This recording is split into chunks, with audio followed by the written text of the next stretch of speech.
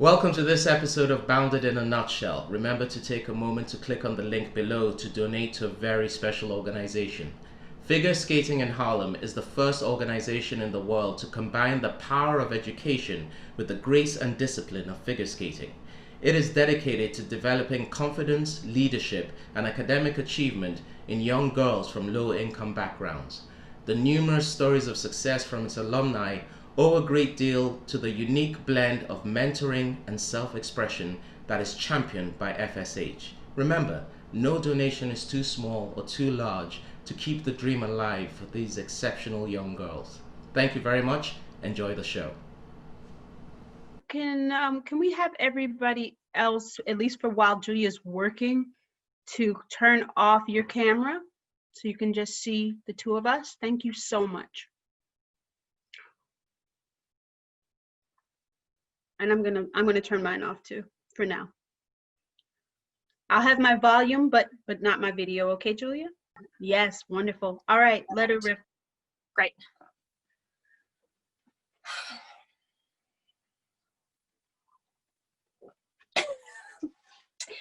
I'm sorry. I'm so fucking wasted. I have like 3 hours off till I gotta be back at work, and I'm gonna savor every second of it. I'm gonna be fucking rip roaring drunk until 6 a.m.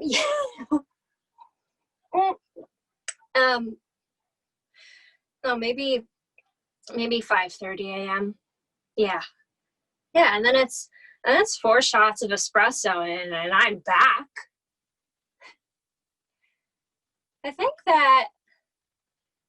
think maybe I should go sleep at the office.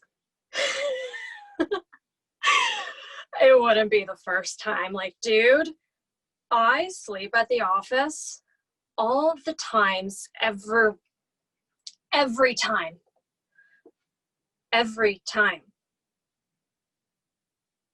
Like, fuck him.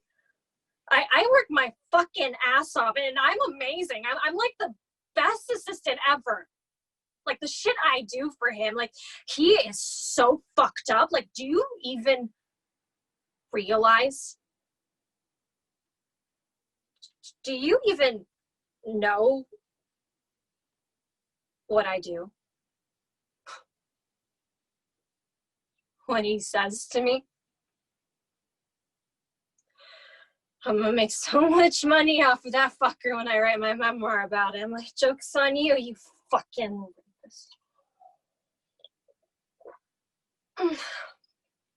Like, I'm the fucking best. I'm the fucking best assistant ever. Like, that fucker can ask me to do anything, and it's done. It's done. Like he wants a helicopter in the middle of the Italian countryside.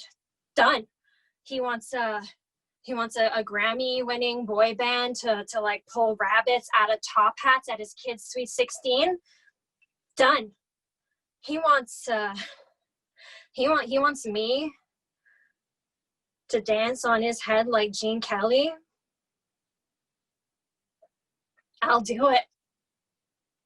I'll fucking stomp on that fucking fat head. Just watch me.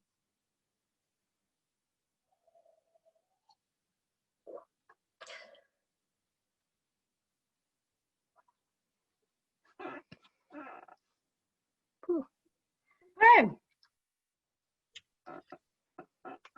First thing that I want to say to you, Julia, and to everybody who is here watching and listening, you guys can keep your cameras off until we are done. Is that I have now been teaching on Zoom for teaching acting classes on Zoom for a little while, for a few weeks, and I've had to perform myself, and it is super tough. It is. Right? So I'm just going to already give you credit for doing something kind of impossible. All right.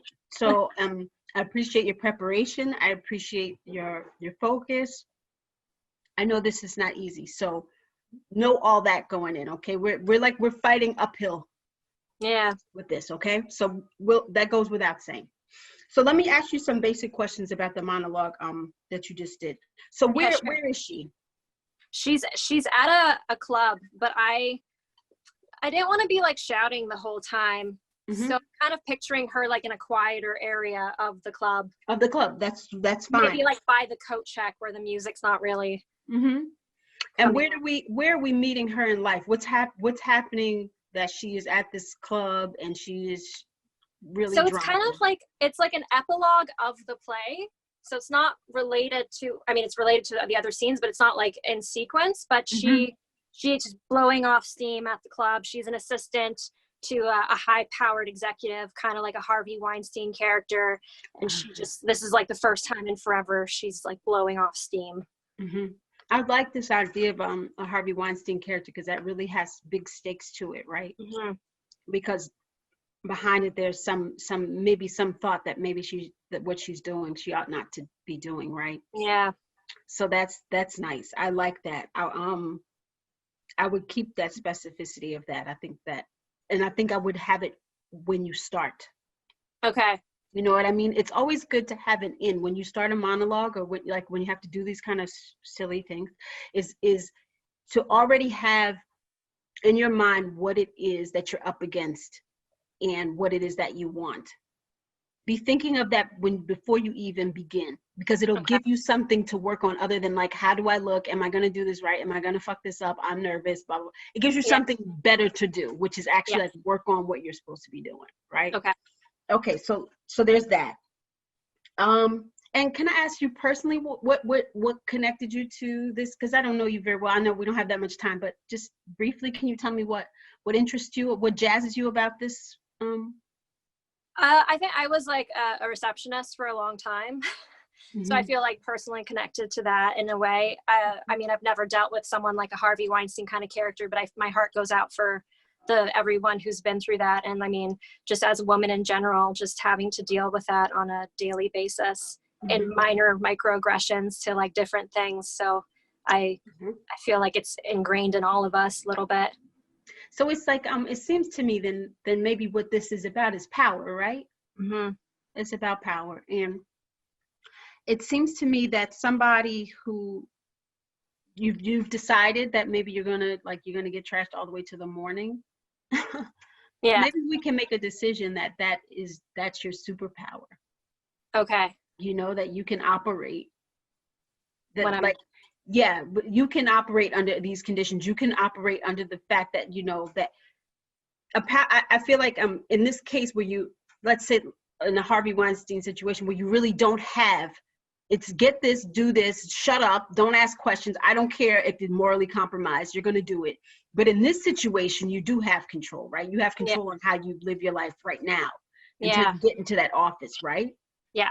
So it might be something jazzy. It might be good fuel to start off thinking in that way of like, the drinking is about that, right? And I know you're just pouring, but I don't want you to use it. Don't use it. I want you to use you, because you probably, the chances are that you have these resources to you, and plus you don't need it. You actually don't need it. You know what you're doing. You don't need it. It's not integral to the story. I mean, we know that you're trash. We know you're going to get trash. We know that you want to be trash. You know, like, so it will be fine, right? Okay. Okay. Can we give it a go? Yeah. Can we give it a go? I'm going to stop and start you now. Okay. Okay. Sure. All right.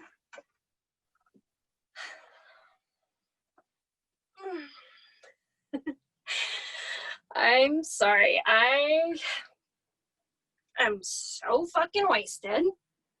I got like 3 hours till I gotta be back at the office, and I'm gonna savor every second of it. I'm gonna be rip-roaring drunk until 6 a.m. Yeah. All right. Hold. Yep. Okay, good. Yes, this is a good start. I would actually, this is a bad note, but we don't have a lot of time. So I'm going to tell you to do it all faster. Okay. I'm going to tell you to do it all faster. And I'm going to tell you that when we start, like, you're Superwoman. You're like a drunk Superwoman. Okay. Yeah. Okay. All right. Okay. Go ahead when you're ready.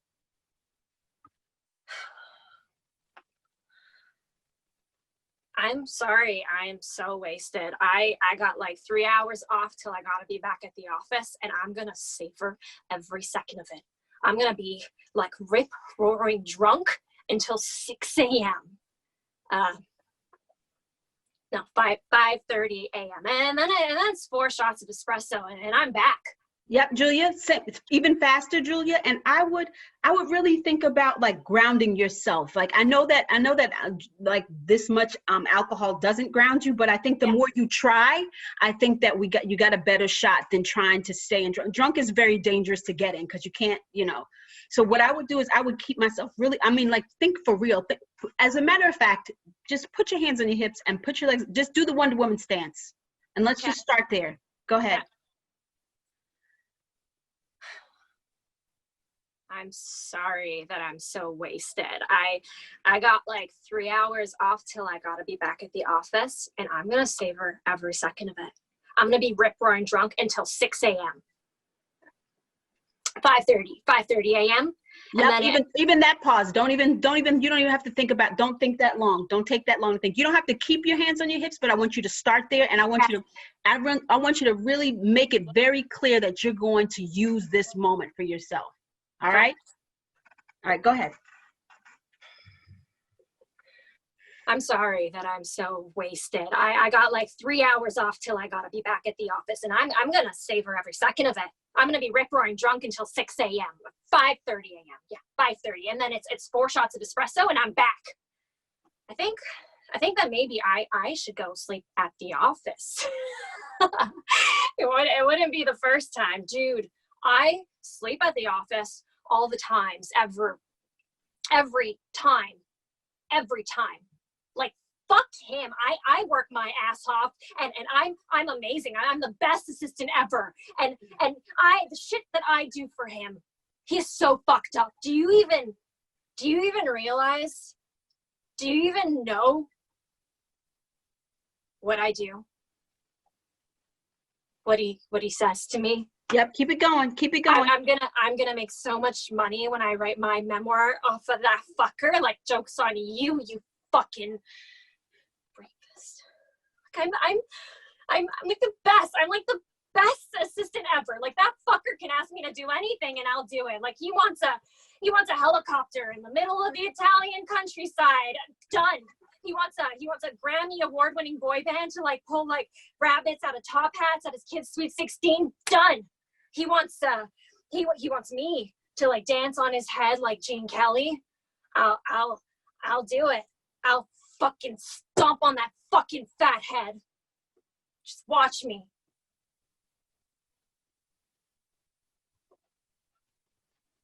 Yeah? How was that? Different. Yes. I like it. Well, I see. The thing is, Julia, if you do it, I'm not saying you have to do it exactly like that, but what I do recommend is that, like, you're beautiful. And but I don't want people to look and say, oh, she's a victim. She's a victim of this guy. Yeah. You're not a victim of this guy. So when we start to be like, oh, I'm poor me, first of all, nobody wants to see that. We want to see you fight. Yeah. Okay. Everybody, that's what we want, a hero. Okay. And and maybe that's where my Superwoman thing comes in. But when and then it gives you somewhere to go when you realize that you are in fact powerless in this situation. Now you got something interesting to do. If we start off with like, I own me, I'm me, I can do whatever I want, I'm gonna stay up, I can this fucking man's got me. You know what I'm saying? Now you got somewhere to go. But if you start off, kind of wallowing in my self-sorrow. And it's actually not about that. It's about her trying very hard to maintain a sense of self, right? Yeah. Trying to have control over a situation that she has no control over. And the more you can ground yourself and do that, it'll give you I think it'll make you a stronger artist to make those choices, right? As opposed, don't play the victim. It's women do it. You're not the only one. We have a tendency to do that. Yeah. To victimize our situation. But in this case, you got something really good and strong where you don't have to do that. So we'll work towards that. Okay. And I really wish we could do it again. I do, but I don't think we have time No problem. Thank you so Okay. much. Oh, you're so welcome. Any question for me? No, I just honestly, thank you. I never thought of, I don't know why, of even speeding it up. I guess I was focusing on the drunk of it. I think you're right. And that can be, being drunk can be like, I would choose those moments. Like you can, like, we can get you being drunk with one, like, of like kind of recalibrating. yeah, just one, you know, Mhm. that's simple. Everybody knows what drunk is, Yeah. you know? So you play the stakes. Don't worry about playing the circumstance Yeah. around. Okay? Perfect. Thank you so much. You're welcome. Good luck. Hi, Martin. Is it, I mean, I'm sorry, London? Is it? No, it's Martin. You got it right. Okay. All right. Pleasure to meet you, bro. All right. I'll give you one for nothing, okay? Nope. You owe me sweet things. It's been too long. You owe me sweet things. Because I met her. You know, I met her and I'm coming to you because I met her. And I don't know how to give her sweet things. She scares me, Pops. She scares the living daylights out of me. She is sunlight on yellow jessamine and the smell of pine trees before the rain. I narrow my eyes to get a closer look into hers, and I see memories we ain't even made yet. Porch swings and play sets and little monsters running around my face. And I mean, how do I keep that? No, not just her, but that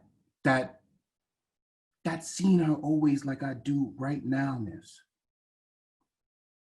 How do I keep a thing gentle like that? You gotta show me how to undo some things. Because what you've given me so far could sour pralines, man. Turn sweet tea into pot liquor. Briny, salted collard green vinegar. You gotta show me how to undo some things. Because I met her. I'm trying to keep her. So give me something that I can keep, that I can hold on to, that I can call on, that's mine. Because if it doesn't come from you, then I don't know how to give it to someone else.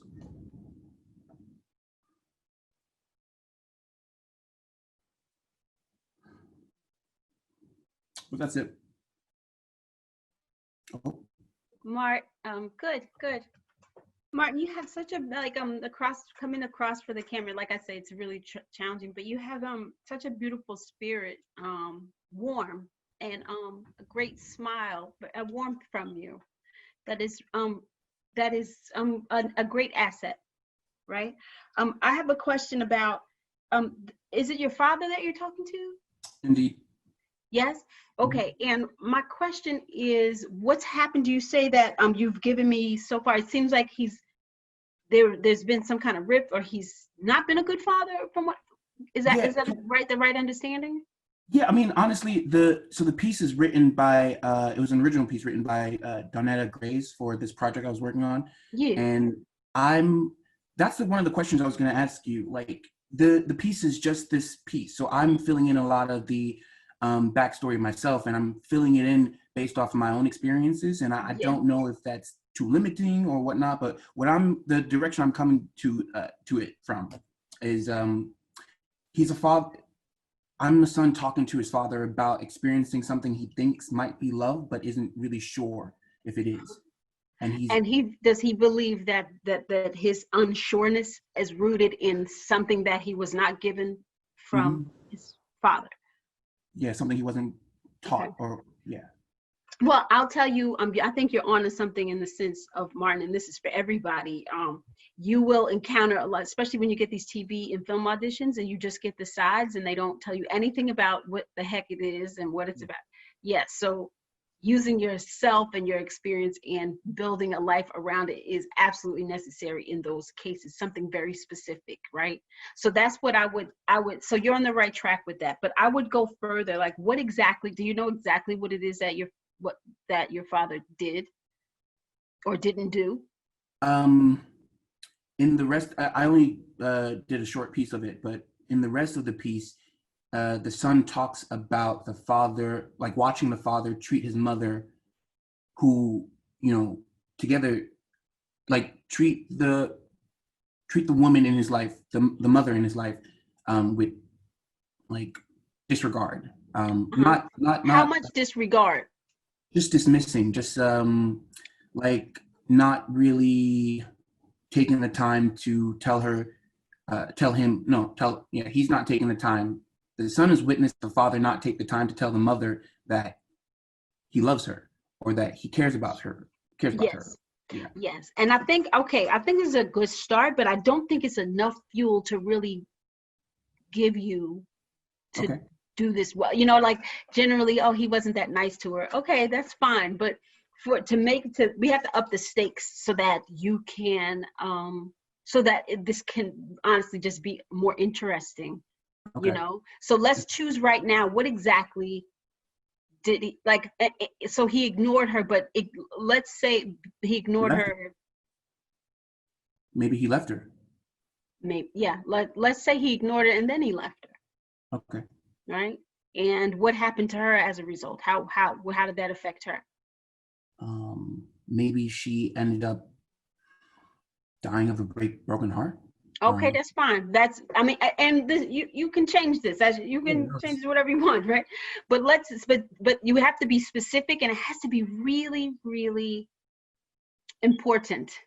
Okay. And really, it has to really matter. Okay, so can we go with that for a second? Can we say that's what it is? How long has it been since you've seen this, since you've seen your father?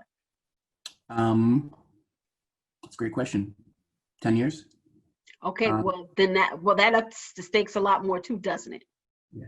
Right. So now we're talking about things that haven't been said, and now we're being said, right? Mm-hmm. Can we say that you're about to ask this woman to marry you? Yeah. Okay. All right. So let's try it again with just those changes in mind, or those additions in mind, those circumstances, and let's see what it will do to this. And I will stop you and start you. Okay. Okay. All right. When you're ready.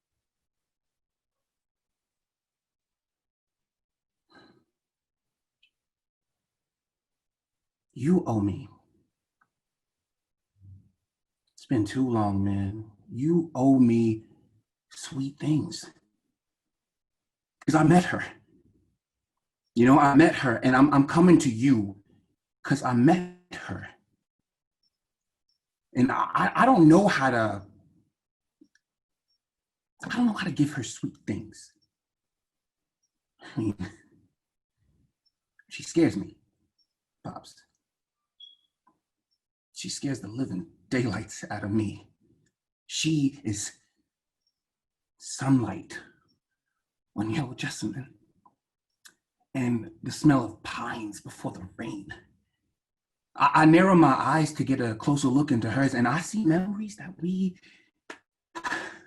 ain't even made. Okay, Martin. Yes, good. Right? Okay. Yeah. Can we do? This is fine. You're doing fine. Mm-hmm. But what needs to happen so that we state, like, I think your tendency is to, because like I said, you seem very warm and very open, that you are using yourself to generate that emotion, right? So like, here, hold on. So, you know, so you look out here for it, and you look and I'm going to feel it, right? I'm feeling it, feeling it here, and I'm feeling it there, right? But actually, what's going to help you is if you use your camera, make the camera your dad, and tell your dad that stuff. Because then it becomes a little harder to say these things to a man you haven't seen in 10 years. Yeah. And a man who doesn't have who may not have the emotional capacity to even understand what it is you're saying. Yeah. Right? Now you got an obstacle. Now you got something to fight for. Then it makes things more interesting, and it gives you something more to do, as opposed to like trying to muster it inside yourself to find a feeling. For right? Sure. Great. Okay, so let's go again from the top. Okay.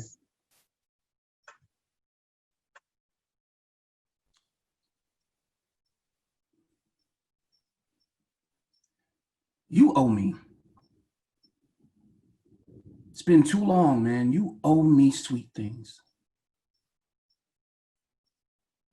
because I met her. You know, I met her, and I'm coming to you because I met her. And I don't know. I don't know how to give her sweet things. I mean, she scares me, Pops. She scares the living daylights out of me. I mean, she is sunlight on yellow jessamine and the smell of pines before the rain. I narrow my eyes to get a closer look into hers, and I see memories we ain't even made yet. Porch swings and play sets, little monsters running around with my face. And how do I keep that? No, not just her, but that. You know, that seeing her always like I do right now, miss. How do I Hold keep 1 second, hold there, right? Hold there. So even the question, how do I keep that? I think it's not a general question. It's the question is, how do I keep that knowing you taught me nothing? Okay. Right? So we'll go back from the top one more time. And when you say you owe me, I want that, like, keep that rock. I mean, it is true. You've been holding on to it for a long time. And this is your moment of truth. This is your moment of courage to say that. Okay. So let that start there, and then just trust yourself that whatever will come next will be valuable. All right. Okay. You go whenever you're ready. I'm going to keep my camera up because for some reason when I have my camera up, your camera is better. I don't know why. And when I take it out, I don't. So I'll let you just. I'm here, but I'm not here. Got you. Okay. Go ahead.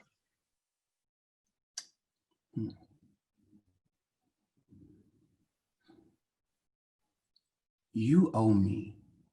More. Do more, Martin. Let him have it. Okay.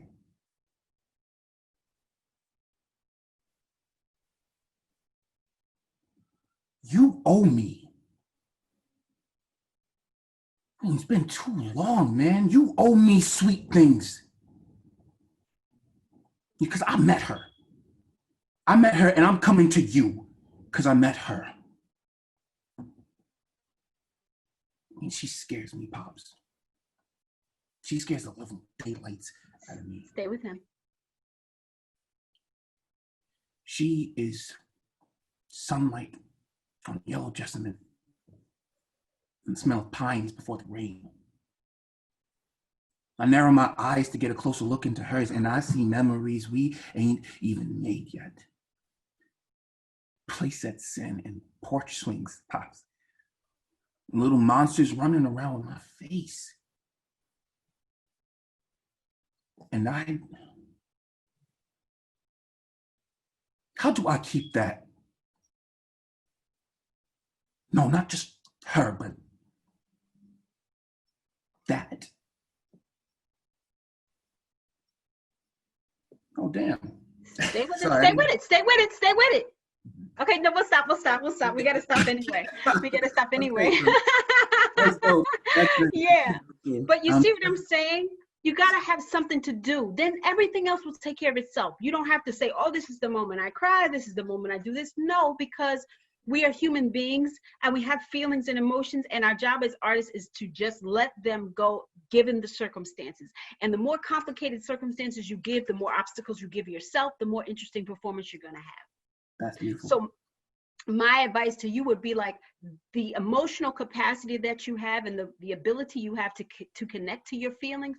I would trust them. That's all. I wouldn't try to find them. I would just, they're there already. I would have the circumstances, do what focus on who I'm talking to, not yourself, who's out there. Because that's really what matters. The connection with the connection with the other is the really important thing, right?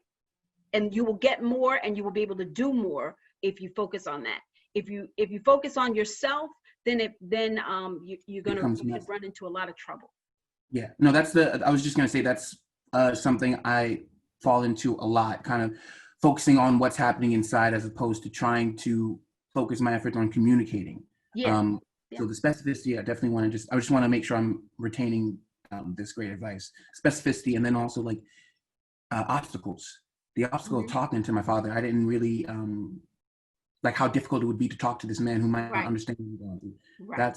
And it's always about that person. Am I affecting that person? Am I changing that person? Am I doing something to that person? Am I getting what I want? That's what you gotta, put it out, and you'll be great. Thank you, Crystal. You are so welcome. It's my pleasure. Sorry we can't go longer. All right. Hey. Hi, Claire. How are you? Good. That was so great. Well done, Mark. I'm normally in New York, but right now I'm in London. Fantastic. Well, how are things there? It's pretty bad. It's similar to New York, but We're doing a Zoom. We're doing a Zoom. All right. Okay. All right. I'll give you one for nothing, doll. I mean, that kind of letter. It's really nice. Not too long. You don't blame anyone. I mean, it wouldn't be fair, really. They can never say anything back. So it's good. Good you don't blame anyone. Oh, you had a cup of tea at least. You know what gets me? Why wouldn't you go somewhere good? Because you're not going to have to pay for it the next day, are you?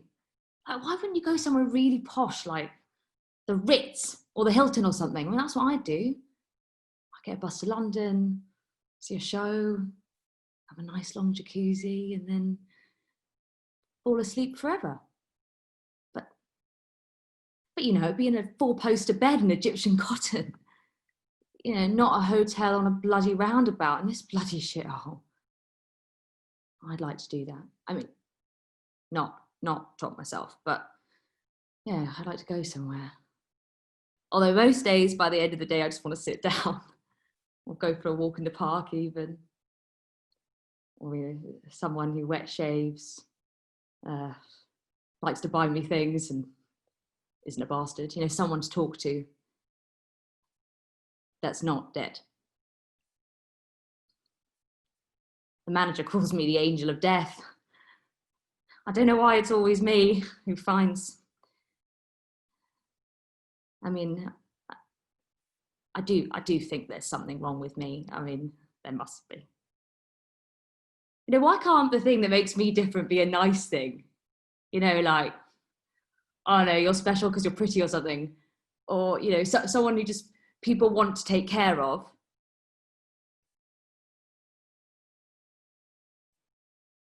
Oh, you stupid cow. That's it. All right, lovely. You have such a great ease about you. Oh,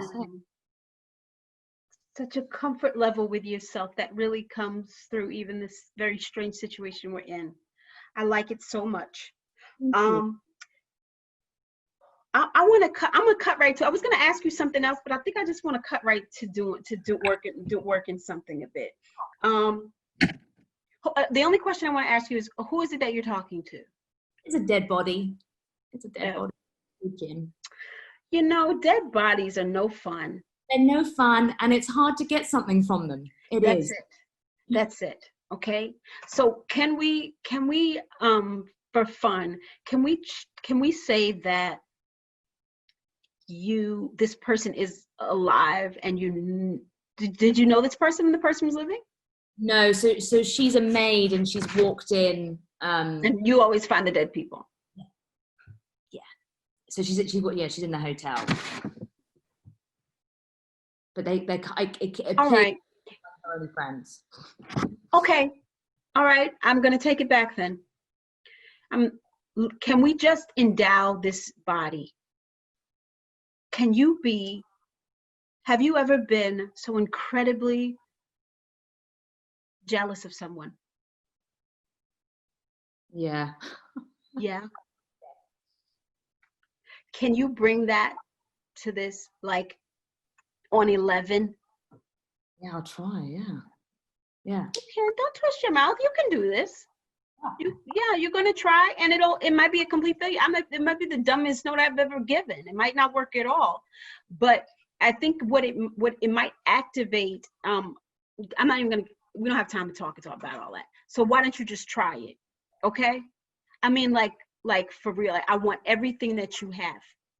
Yeah. Like whatever you imagine to be all the things that you want, you endow this body with those things. And just for kicks, can you look at the camera instead? Can your body be the camera? I know it's going to be hard because now it's a camera, but do what you can, okay? I'm going to keep my mic on because I just might stop you, all right? All right. That's a really nice letter. I mean, you know, for that kind of letter, it's nice. Not too long. You don't blame anyone. I mean, it wouldn't be fair, really, since they can't say anything back. Yeah, it's good you don't blame anyone. Oh, you had a cup of tea at least.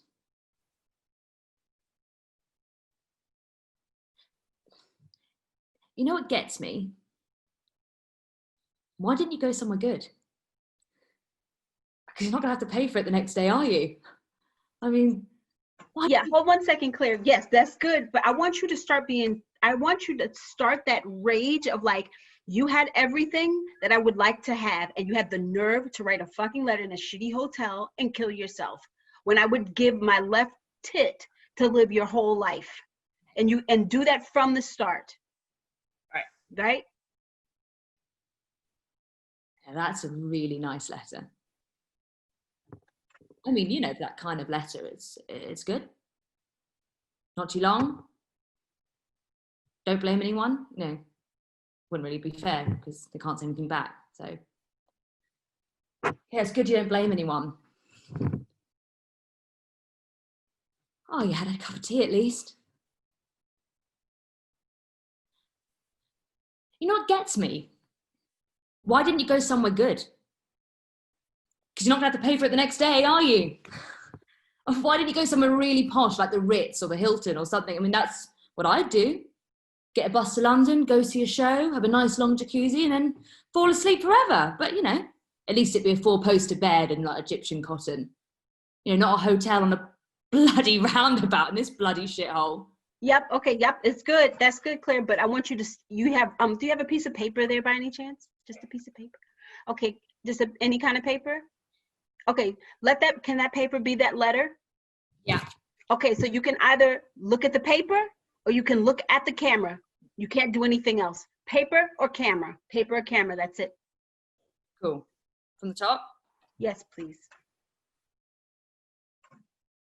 That's a really nice letter. I mean, you know, for that kind of letter, it's nice. Not too long. Don't blame anyone. Which, of course, wouldn't have been fair because they didn't say anything back. So it's good. You don't blame anyone. You had a cup of tea at least. You know what gets me? Why wouldn't you go somewhere good? Because you're not going to have to pay the next day, are you? I mean, why wouldn't you go somewhere really posh, like the Ritz or the Hilton or something? I mean, that's what I do. Bus to London, go see a show, have a nice long jacuzzi, and then fall asleep forever. But at least it'd be a 4-poster bed in Egyptian cotton. Not a hotel on a bloody roundabout in this bloody shithole. That's what I do. I mean, not top myself, but go somewhere. Most days, by the end of the day, I just want to sit down or go for a walk in the park even. Or someone who wet shaves and likes to buy me things and isn't a boss. Okay, good. Claire, can we try a little activity? I mean, Yeah. a little thing. Can you say before you begin, can you say the phrase, I want more? Yeah. I want more than this. I want more than this. I want more than this. Whichever one is better, feels better to you. Yeah. Can you say that phrase for me as many times as you wish until you actually feel that? And then I want you to begin the monologue. I want more than this. Make it personal. I want more than this. I want more than this. I want more than this. That's a really nice letter. You know, Go ahead. Keep going. Go fast. Go ahead. Go. And anytime, go ahead. Go. long. I mean, you don't blame anyone. You know, it wouldn't really be fair. Camera. I want more. I want more. That's good. You don't blame anyone. Oh, you had a cup of tea at least. What gets me? Why wouldn't you go somewhere good? Because you're not going to have to pay for it the next day, are you? Why wouldn't you go somewhere really posh, like the Ritz or the Hilton or something? That's what I'd do. Get a bus to London, see a show, have a nice jacuzzi and then fall asleep forever. But at least it'd be a 4-poster bed in Egyptian cotton. Not a hotel on a bloody roundabout in this bloody shithole. That's what I'd like to do. Not top myself, but go somewhere. You know, most days by the end of the day, I just want to sit down or go for a walk in the park even. Or someone who likes a wet shave, who likes to buy me things and isn't a bastard, you know, someone to talk to. That's not dead.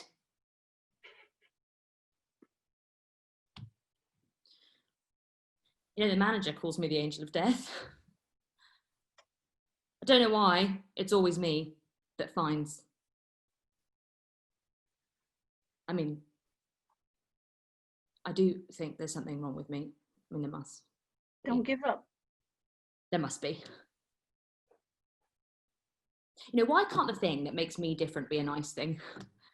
You know, I don't know, special because like I'm pretty or something. Go back a few lines. Go back just a few lines, Claire, and think that I want more. I want more than this. The manager says I'm the angel of death. I don't know why it's always me that finds. Why can't the thing that makes me special be a nice thing? You know, special because I'm pretty or something. You know, someone people want to take care of.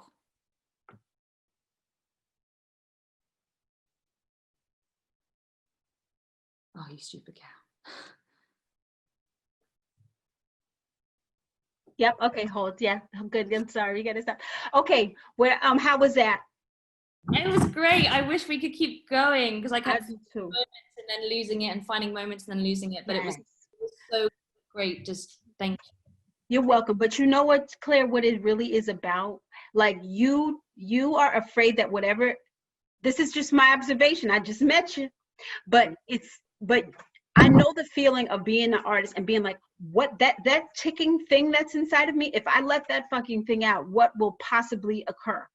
And I'm going to guarantee you that something fucking phenomenal is going to occur because it is just your instincts that you squash and squelch and you don't need to. Whatever you come up with is going to be great because nobody else will be able to come up with it because they're not you. Right? And if we don't show that in an audition room, then then they'll be like, oh shit, that was nice, that was good, okay, that was cool, she was proficient, she did a good job, she could, yeah, fine. Yeah. But what people are looking for is that the very thing that you decide that when it comes, you go, oh no. Yeah. That very thing is your power. That's what you have to offer. That's what you have to offer, and that's what you have to have the courage to put out there.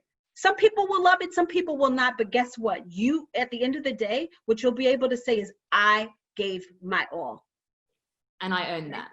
And you all, yeah. Because otherwise, then you walk and be like, I didn't really show them everything I wanted to see about me. They didn't see me, but they didn't, because that's on you. That part is on you. Whether they take it or not, or love it or not, or whatever, that's on them, right? But you'll feel better when you leave a place if you say, hell yeah, I put all that shit out there. I did that. I did it. Yeah. You know, they can take it or leave it today. Okay? Yeah, you're the best. Thank you. You're very welcome. Okay. Well done, Claire. Oh, that's sweet. Hi, is it Adrienne? Is that right? Adrienne, yeah. All right. Okay, I was Adrienne. inspired by you the other day because Richard III is also my bucket list role. Shut up. It is hardcore. So here's a piece of that for you. Oh, wonderful. Wonderful. Okay. Right.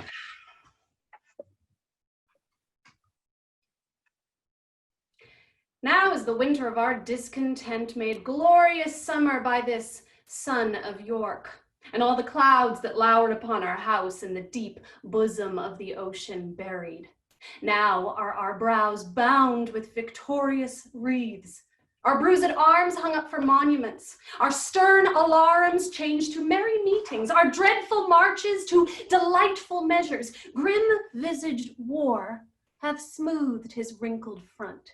And now, instead of mounting barbed steeds to fright the souls of fearful adversaries, he capers nimbly in a lady's chamber to the lascivious pleasing of a lute.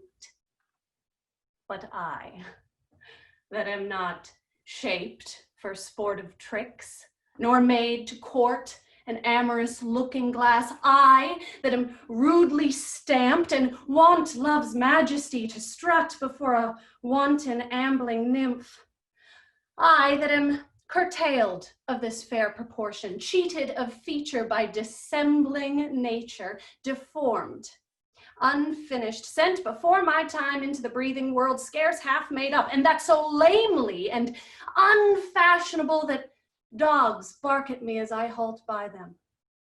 Why, I, in this weak piping time of peace, have no delight to pass away the time, unless to spy my shadow in the sun and descant on mine own deformity. And therefore, since I cannot prove a lover to entertain these fair, well-spoken days, I am determined to prove a villain and hate the idle pleasures of these days. Plots have I laid, inductions dangerous by drunken prophecies, libels, and dreams to set my brother Clarence and the king in deadly hate, the one against the other. And if King Edward is true and just as I am subtle, false, and treacherous, this day should Clarence closely be mewed up about a prophecy which says that G of Edward's heirs the murderer shall be. Dive, thoughts, down to my soul. Here Clarence comes. All right. Good job. Adrienne, you are so facile, you know, and in your body, which is really great. I think what we're going to do here is I'm going to give you a task to, there are a lot of vowels, vowel sounds, especially in the beginning of this speech, right? Can I give you the challenge to stretch those sounds like taffy? Sure. Right? And this is hard for me to translate over the Zoom, but I would like for you to take, this man has had a many years to fester his hate. About himself? Yeah. Yeah, you know, to fester his hate. And like I said, this reminds me very much of never mind, I won't get into that. But in any case, there is something unsatisfied in something that he hates so much in himself, I feel, that he must destroy others because that will be a bomb, right? Yes. So whatever deep self-loathing you may have for yourself, I'm going to invite you to welcome that to this process today. So if I may ask you to just stand there, just stand there. Take a second to close your eyes. Take a second to figure out where that kind of feeling might live in you, that self-loathing, where it might live in you. Can be honest with it. It will, you know, and I would like just pay attention to where it is. And once you've located that feeling and where it is, I want you to, your first line is going to come from there. And taffy. Stretch those vowels out. Whenever you're ready to do those, whenever you're ready to start.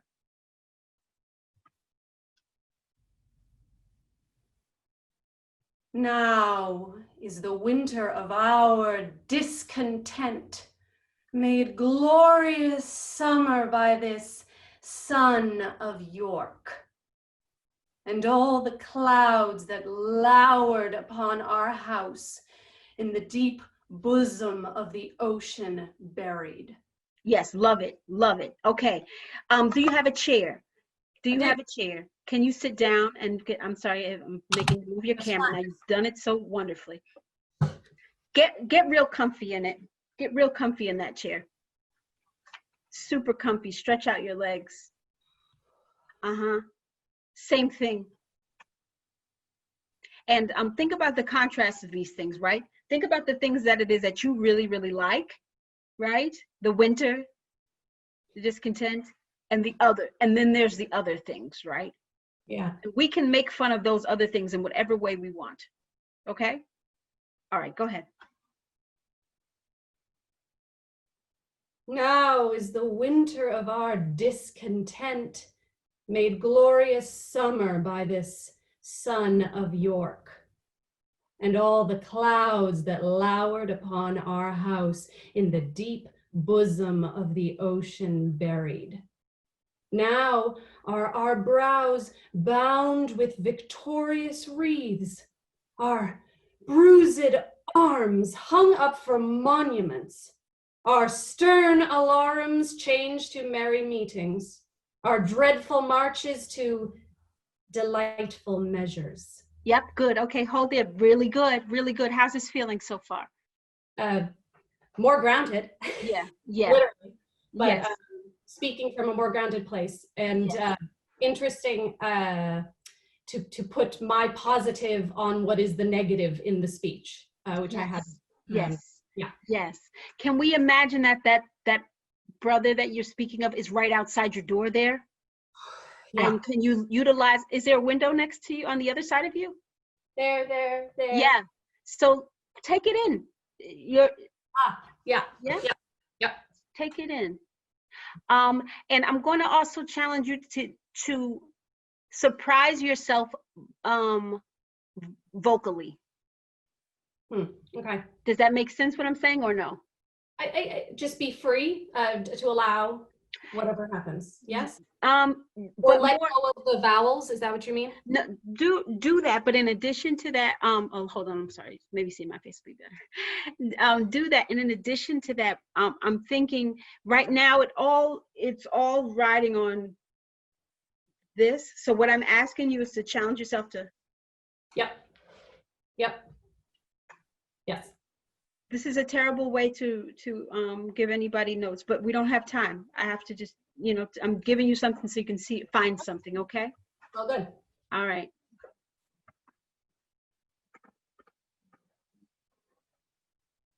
Now is the winter of our discontent made glorious summer by this son of York, and all the clouds that lowered Yep, upon. take more time, Taffy, more time.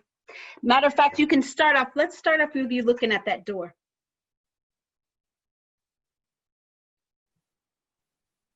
Now is the winter of our discontent made glorious summer by this son of York, and all the clouds that lowered upon our house in the deep bosom of the ocean buried.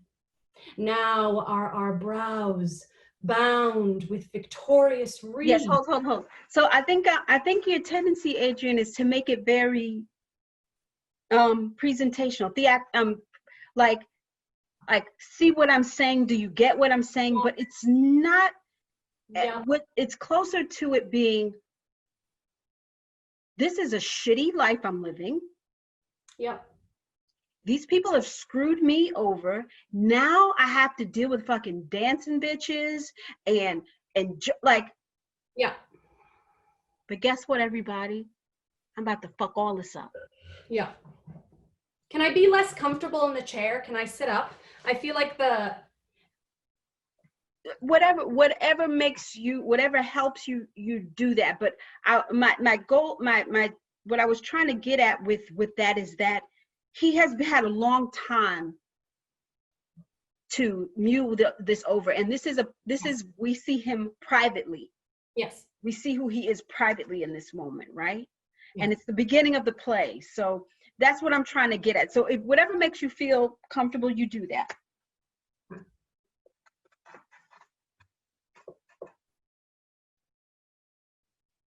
Now is the winter of our discontent made. Nope, longer. Now, not, you know, every word. Yeah, right? Now is the winter of our discontent made glorious summer by this son of York. And all the clouds that lowered upon our house in the deep bosom of the ocean buried. Now are our brows bound with victorious wreaths, our bruised arms hung up for monuments, our stern alarums changed to merry meetings, our dreadful marches to delightful measures. Yes, okay, wait a minute. I'm just keeping time here. Hold on. Okay. Okay, so do you remember what I said about the vocal range? Mm-hmm. I want you expanding that vocal range. I didn't quite hear that. So will you talk to me about that? I think it's just balancing, just so I understand, so literally more variations in pitch but not tempo because we want things drawn. Okay. Let me. And it's just a place to start, Adrienne. It's not a thing. And I guess what I will say is what I think I'm getting is that you are a very heady person, a very thoughtful actor, right? But Shakespeare is not about thinking. It's about, you know, acting on the line with and trusting your gut to. You're very smart. I know you understand every single word. I'm not confused when I listen to you, right? But what it does require is for you to bring how you feel about this, how you, Adrienne, would approach it, how you know what I mean? Yes. What that self-loathing or what that anger or what that hate means to you. That's what I'm missing. So these things that I'm giving you are just things to help you try to knock yourself out of your head. Yes. Right? So just try them. It may not be it may not take you in the direction you want to go for the piece when you do it, but it might shake up something, more range in the piece for you, or like the potential for that. Okay? All right, give it your best. I know you can.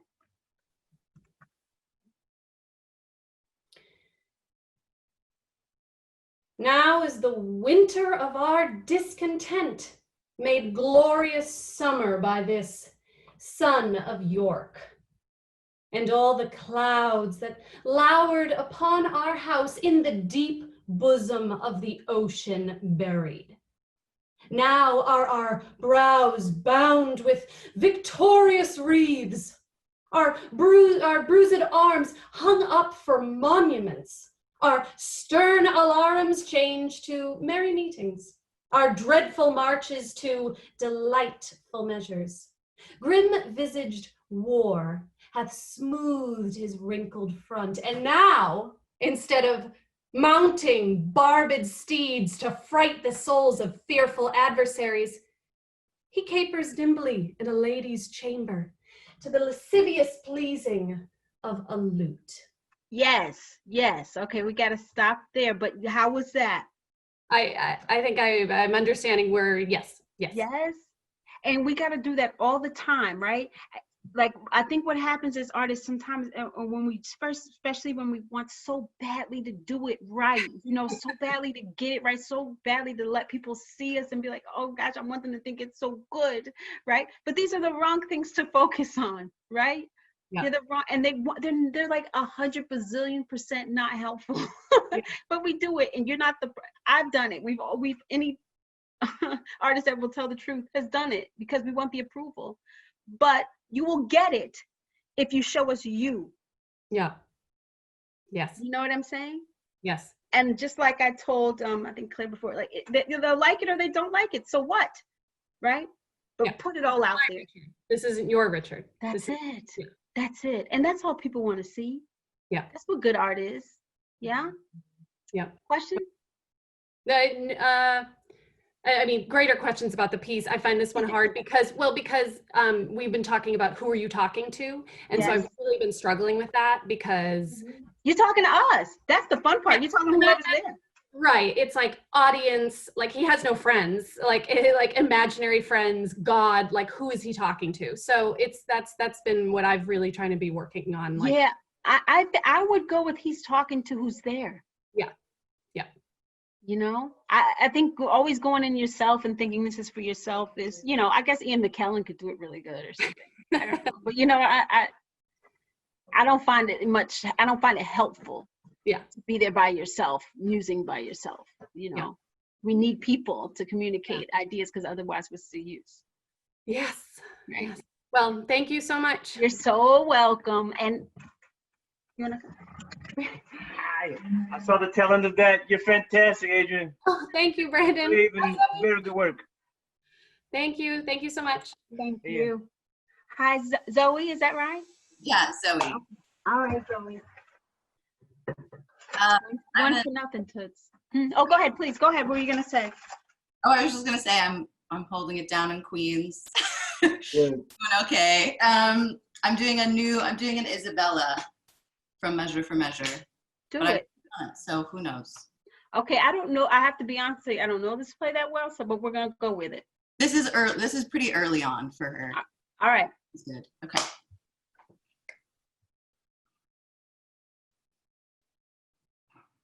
So you must be the first that gives this sentence, and he that suffers. Oh.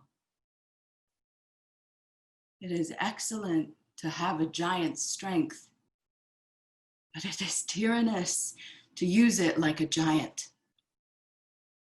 Could great men thunder as Jove himself does, Jove would ne'er be quiet. For every pelting petty officer would use his heaven for thunder, nothing but thunder, merciful heaven.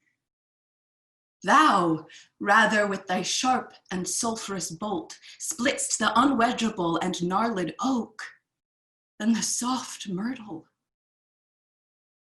But man, proud man, dressed in a little brief authority, most ignorant of what he's most assured, his glassy essence like an angry ape, plays such fantastic tricks before high heaven as makes the angels weep, who with our spleens would all themselves laugh mortal.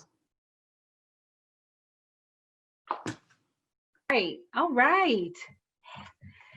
Zoe, what strength and gravitas you have. I really like that. I mean that you're able to put that across on a video. Kudos to you. Thanks. I understood a very, very, very great deal of that. And like I said, I don't know this. So again, kudos to you. Something I'm very interested in is the line, but man, proud man, right? It seems to me that that's what that all the beginning is to get there. Yeah. Is that so? Yeah, like a build. Yeah, definitely. Yeah. Okay. Then I think that you can do more to build that up so that when you get there, you can really earn that and then take it a whole nother different direction and fly. Okay. The question, Zoe, is this a soliloquy? Is this to yourself? Who's this for? This is to Angelo. To Angelo. That's right. That's what I thought. Okay. Well, I think and there is I think there's an opportunity to not let him off the hook, just with your eyes. So even in this medium, right? Make sure we're still penetrating with our eyes and keeping him accountable just by with keeping our focus on him as much as we can, implicating him. Okay, great. You know, as soon as we look away, we let him off the hook. We give him wiggle room. Mm-hmm. But no, if you're gonna do this, you're gonna look at me, and you're gonna, yes. Yeah. Okay. And I think, and that, but man is like, and to Brandon's point, is your species and you included, all that, Mm-hmm. right? Mm-hmm. And that gravitas that I said that I sense, that girl, let it drop it like it's hot, like take it all the way down in there to be like, to give it to him. Okay.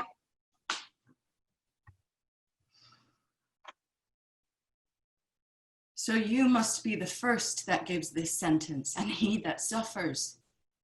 Oh, it is excellent to have a giant's strength, but it is tyrannous to use it like a giant. Could great men thunder as Jove himself does? Jove would, petty officer would use his heaven for thunder. Nothing but thunder, merciful heaven. Thou, with thy sharp and sulphurous bolt, splits to the unwedgeable and gnarled oak than the soft myrtle. But man, proud man, dressed in a little brief authority, most ignorant of what he's most assured, his glassy essence, like an angry ape, plays such fantastic tricks before high heaven as makes the angels weep, who with our spleens would all themselves laugh mortal.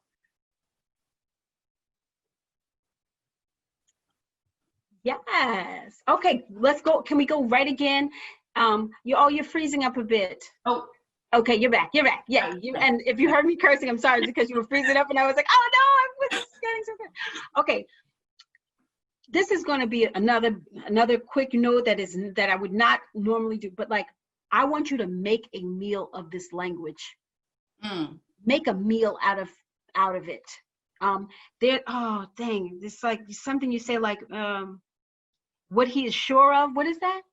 Most ignorant of what he's most assured. Ignorant of what he is most assured. Yeah. Right? What a kick-ass line. It's pretty kick-ass. Right? So I would do everything you're doing is great. I'm just take, like, go further. Go further. Challenge yourself, surprise yourself. That's what I would say. You're doing great. This is great. Yeah. And the thou in that, is that to Jove? Help me with this a little bit. And we talking about we start talking about Jove, what Jove would do with his. Oh yeah. What is that speech? Could Graham, as Jove himself does, Jove would ne'er be quiet. For every pelting petty officer would use his heaven for thunder. Nothing. I'm trying to see if there's a thou in there. Merciful heaven, thou, rather with thy sharp and sulphurous bolt, like to heaven. Yeah, I just want to know who the thou is referring to. Yeah, so the thou is, so she's characterizing heaven. So she's saying merciful heaven, thou, rather. Yes. Yeah. Okay. Great. And this is great because, forgive me, she's a nun, is she not? Yeah, she's a nun. Yes. Yeah. So she has a personal relationship with heaven. Yeah. Yes. So we get to see that. We get to see the heaven, and then we get to see how she deals with man. Yeah. So help me with that story. Okay. I mean, and that you can take it there. Like take it there. The great thing about Shakespeare is that however big you think you can be, the language can sustain it. It can sustain as full as you want to be. It can sustain it. People aren't gonna be like, "Oh, she's doing too much." You can never do too much. Okay. As long as I know. I'm always and like pushing. Usually I feel like I either have a tendency to like just sit back and sort of like close in.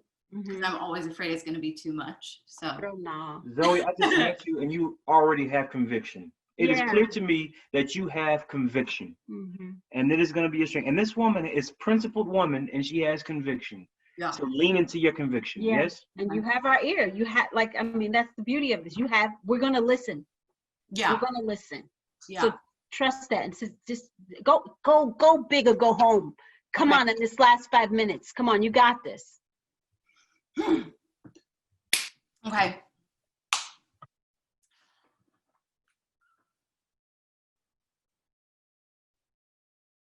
So you must be the first that gives this sentence, and he that suffers. It is excellent to have a giant's strength, but it is tyrannous to use it like a giant. Could great men thunder as Jove himself does, Jove would ne'er be quiet. For Hold up, more. No, there's more there. There's more than that. You have more than that. Excellent, tyrannous. Yeah. Come on. Come on. Oh, it is excellent to have a giant's strength, but it is tyrannous. Could great men thunder as Jove himself does, Jove would ne'er be quiet. For every pelting petty officer would use his heaven for thunder. Nothing but thunder. Merciful heaven, thou. Bigger. Go ahead. Heaven is big. Heaven is big. Merciful heaven. Do it again. Go a little bit back. Could great men thunder as Jove himself does, Jove would ne'er be quiet. For every pelting petty officer would use his heaven for thunder, nothing but thunder. Merciful heaven, thou rather with thy sharp and sulphurous bolt splitst the unwedgeable and gnarled oak than the soft myrtle. But man, proud man, dressed in a little brief authority, most ignorant of what he's most assured. His glassy essence, like an angry ape, plays such fantastic tricks before high heaven as makes the angels weep, who with our spleens would all themselves laugh mortal.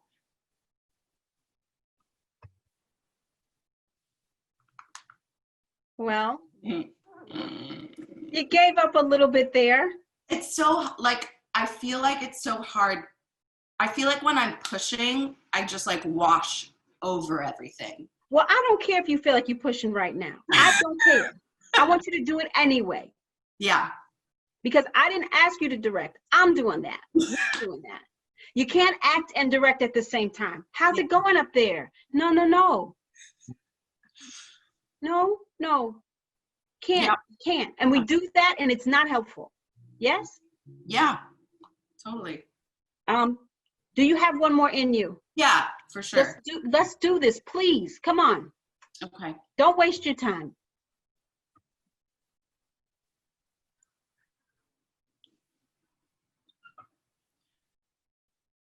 So you must be the first that gives this sentence, and he that suffers. Oh, it is excellent to have a giant's strength, but it is tyrannous to use it like a giant. Could great men thunder as Jove himself does, Jove would ne'er be quiet. For every pelting petty officer would use his heaven for thunder. Nothing but thunder, merciful heaven. Thou, rather with thy sharp and sulphurous bolt, splits the unwedgeable and gnarled oak than the soft myrtle. But man, proud man, most ignorant of what he's most assured, his glassy essence like an angry ape plays such fantastic tricks before high heaven as makes the angels weep, who with our spleens would all themselves laugh mortal.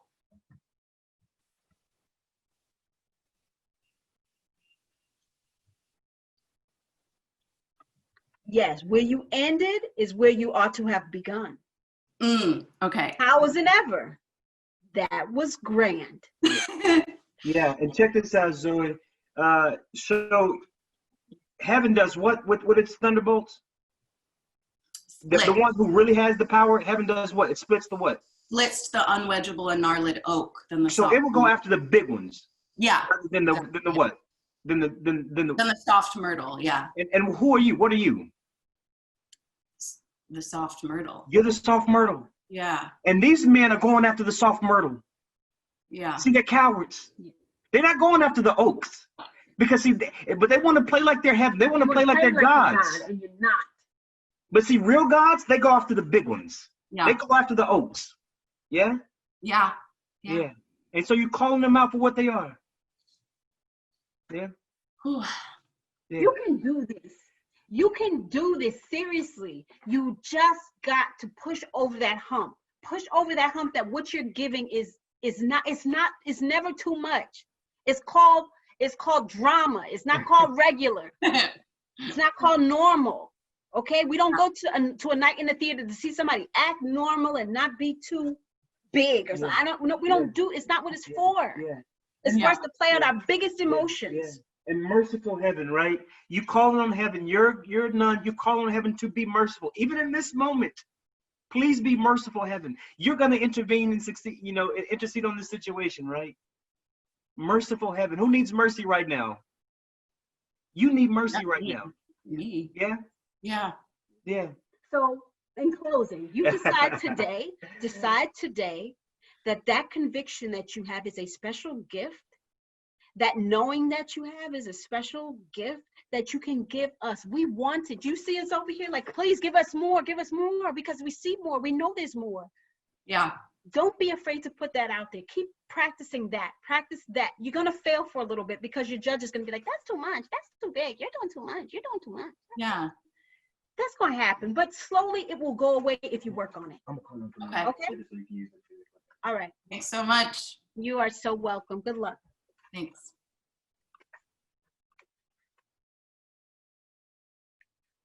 Anita, is it? Hi. Hi, my darling. How are you?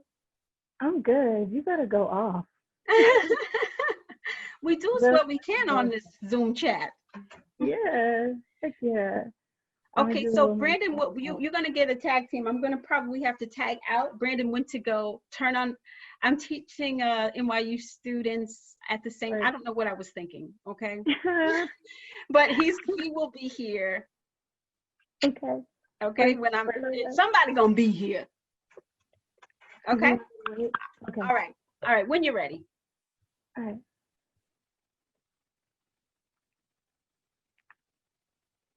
Are you awake?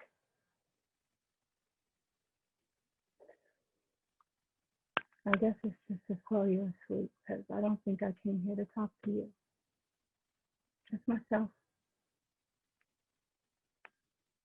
Today's the last day. I couldn't sleep, so I stayed up watching Sophie's Choice, and I don't think I was paying much attention until one of the Nazis asked Sophie to choose which one of her children should be cremated, the boy or the girl. And I saw Sophie standing there holding her children close, trying to choose who should live. How could she choose, huh? How could any mother choose? And I saw her mind beginning to work, how he could be a warrior, or he could be king. It was a man's world to change, and I knew her choice before she opened her mouth. Death to the girl. And that is when it hit me that I have never chosen you. I have never chosen life for you. When you were born and they told me you were a girl, I was so unhappy that I actually cried. Because my heart knew that it would be my job to break you. To break your spirit before you were grown, and some stranger came along and did it for you, to break you the way my mother did to me and her mother did to her. Yes, ma'am. All right. Brandon's going to take over from here, but I'm going to remind you of something that I told Julia. I think she was one of the first people. Remember what I said about the victim, about playing a victim? And we as women, even if, I get that there is a sensitivity to this and there is a needing and a wanting, but I want you to fight for whatever it is that your character is looking for or wanting or needing. I want you to fight for that. Not give up on it and say, oh, I understand. Man. Mm-hmm. Right? it's never interesting. We always think like, oh, we're doing so much acting, we're doing so much feeling, and they're going to love it. Right? Yeah, it was the interest right there. I could pull that out. Absolutely. Right? But it's about who are you you talking to and what are you trying to do to them? Absolutely. Right? Mm-hmm.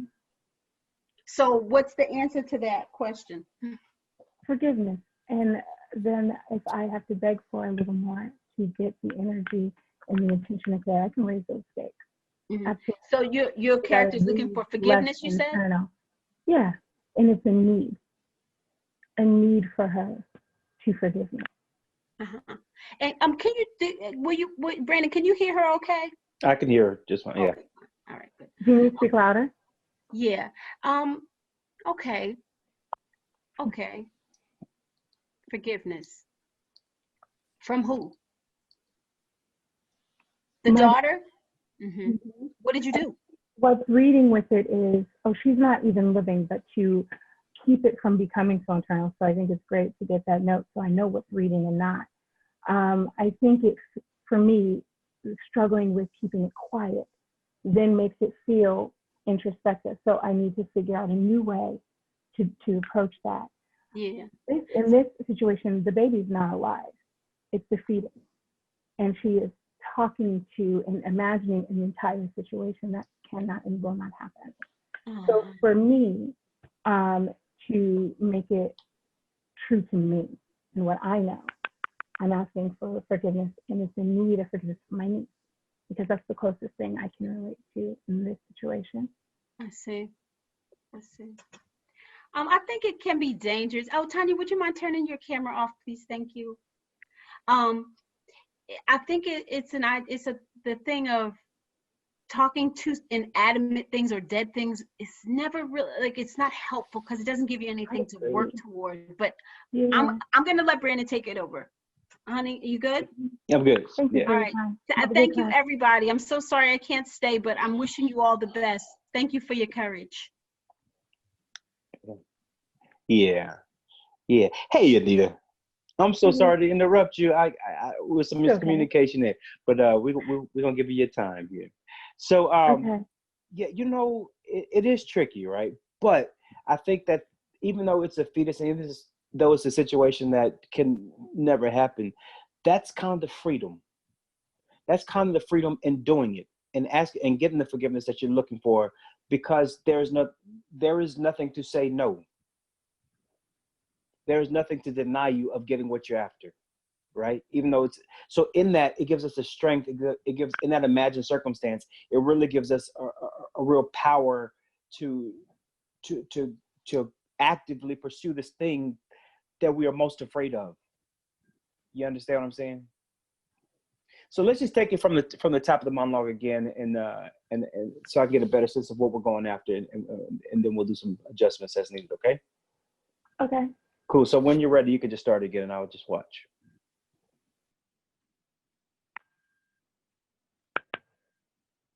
Are you awake?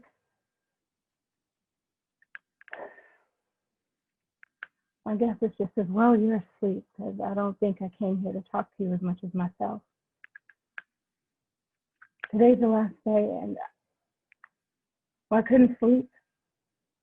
So I was staying up watching Sophie's Choice, and I wasn't paying much attention until one of the Nazis asked Sophie to decide which one of her children should live, the boy or the girl.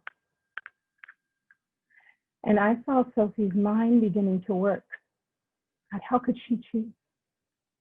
How could any mother choose? And her mind began to work, thinking, oh, he could be a warrior, or he could be king, because it is a man's world to change. And I knew her choice before she opened her mouth. That's to the girl. And I would have made the same choice. And that is when it hit me. Because I have never chosen you. I never chose a life for you. The day you were born and the doctor told me you were a girl, I was so unhappy that I actually cried. In my heart knew it would be my job to break you, to break your spirit before you were grown and some stranger came along and did it for you. No, I had to do what my mother did for me. and what my grandmother did for her. But no more. I don't know. I don't know how, and I don't know why, but I choose you. I choose you.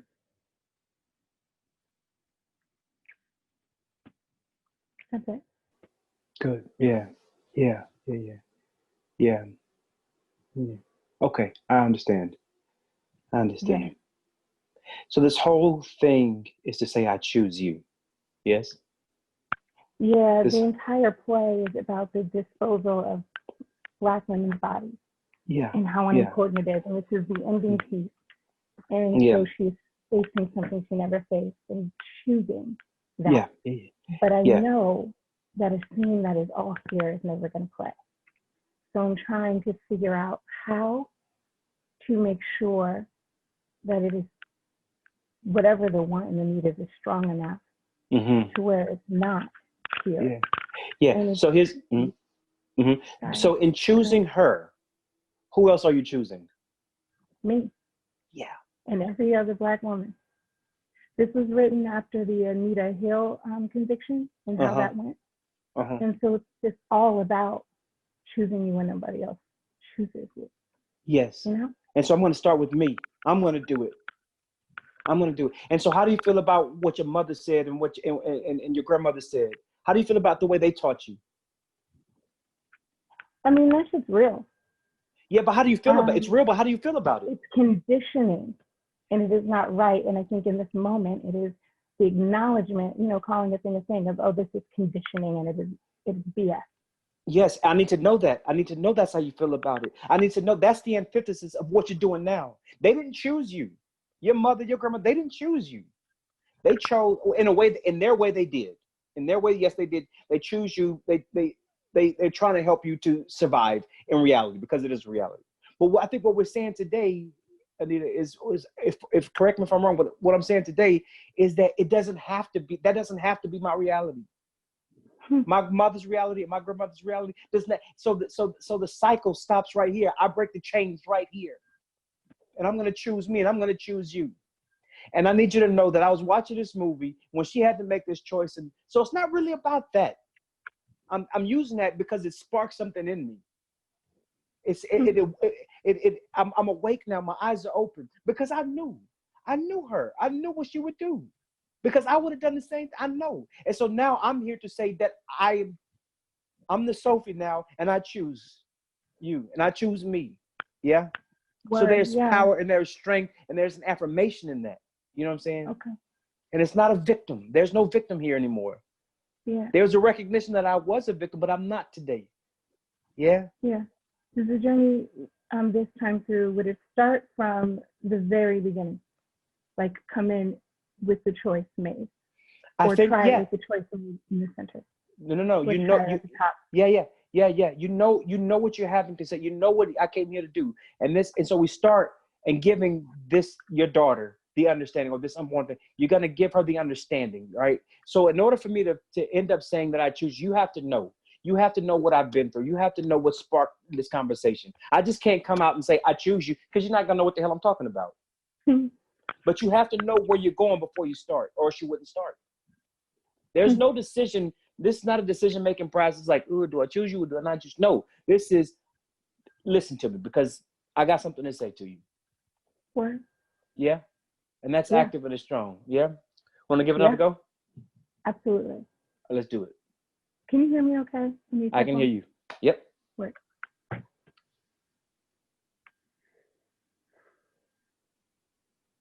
Are you awake?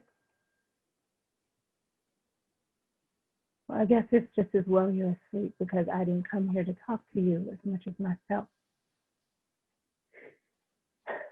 Today is the last day.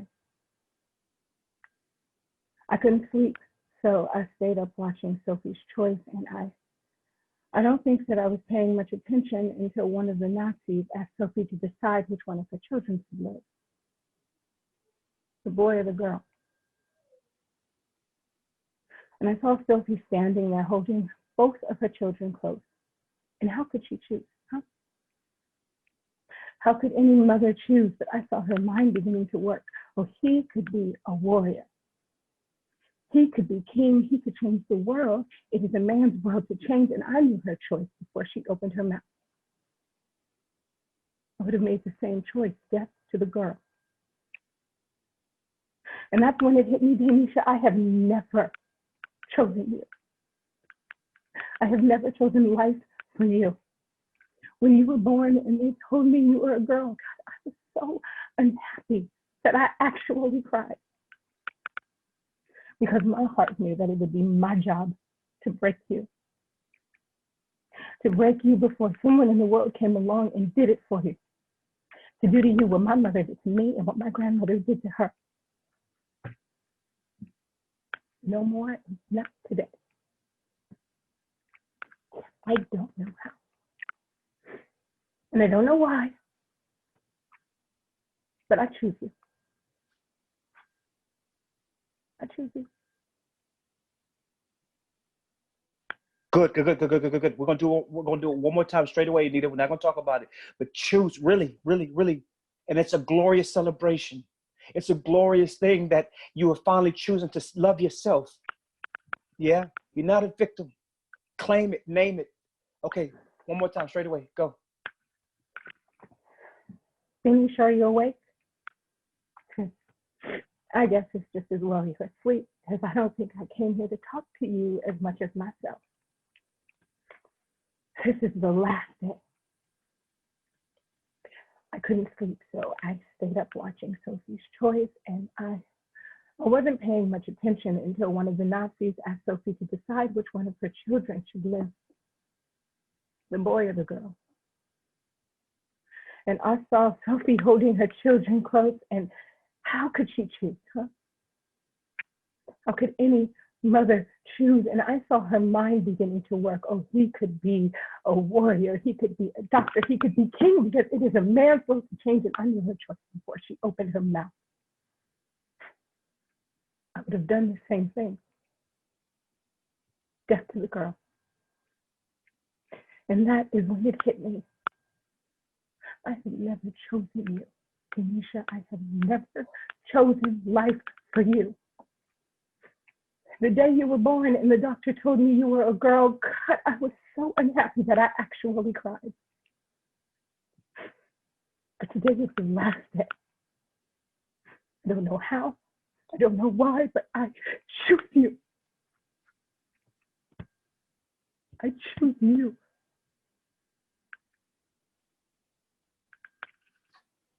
Yes, ma'am. Yes, ma'am. Yes, ma'am. It's a victory in that. That's a victory. Yeah. It's the last day. It's the last day for this mess. It's the last day. Yeah. Very good work, Anita. I'm quiet. I'm gonna hang up. Thank you so much. you deserve it, baby. You earned it. Oh, it's such a pleasure to watch you. Thank you for helping me. And thank you for trusting me. You're so dope. Thank you, Anita. All right. All the best to you. Hello. London, how are you, brother? Hey, how are you doing? Very well, man. Very well. Enjoyed your reel, brother. I watched it last night on the website. Yeah. Awesome. Thank you very much. Yeah. Yeah. Good. So what are we going to do today? I don't want to waste your time. Yeah, no problem. So today we're going to do a monologue from James Baldwin's The Amen Corner. Okay. David? Yes.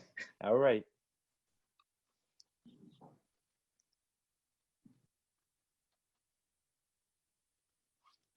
And if I listened, what would happen? What would happen if I listened? You want me to stay here getting older, getting sicker, hating you? You think I want to hate you, Mama? You think it don't tear me to pieces to have to lie to you?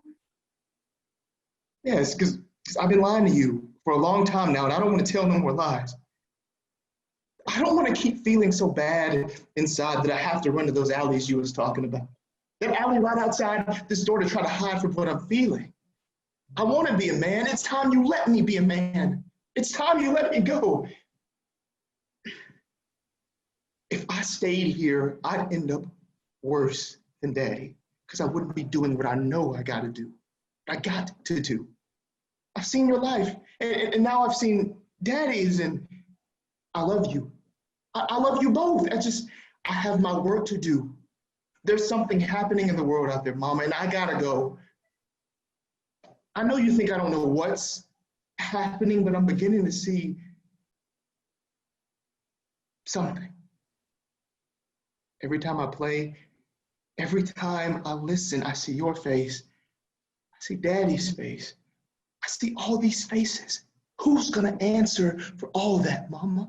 Who's gonna speak for us? Maybe I can say something. Maybe I can say something one day in music that's never been said before.